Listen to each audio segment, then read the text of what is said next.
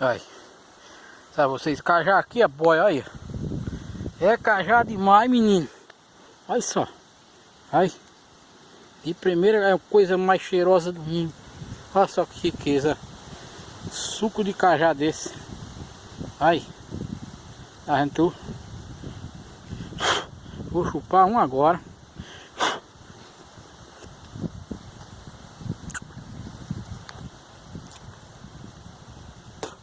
Eita! É azedo. Por isso que é bom para suco.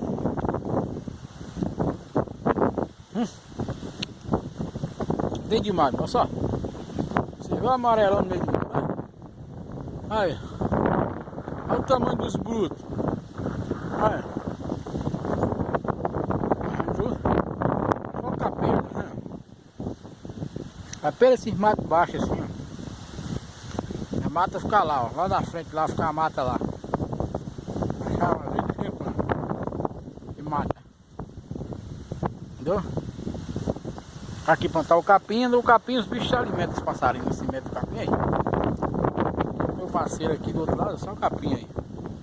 A mata lá em cima, mata verde. Mata de tisar de soja ali. Esse bicho aqui já tem uns 40 anos a mais. É um pé de cajá desse, tem mais de 50 anos. Olha só. A grossura desse monstro aqui, ó. Tô falando pra você assim. Aí 2 homens pra abarcar o bichão. Eita, bicho bonito. Muito, muito mesmo. Essa aí vai só dá. Olha ele. Ali em cima só um tigre tamariano ali. Ele outro serrote ali, o pé de joá. Aqui foi que eu armei a rede do meu bebê para dormir esses dias, ele veio pra cá. A rede daquela taca pra cá. E a minha ferramenta aí quebrou, sabe? Quebrou o cabo.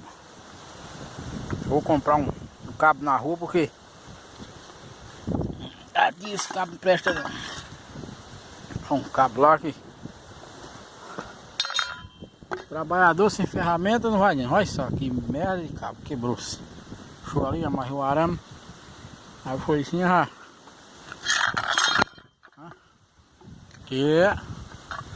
Aí. Com as bocas já ali nas pedras.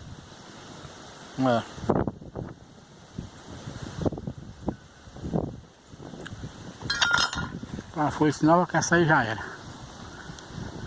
E tá chegando também a hora do Paraíba ir pra casa.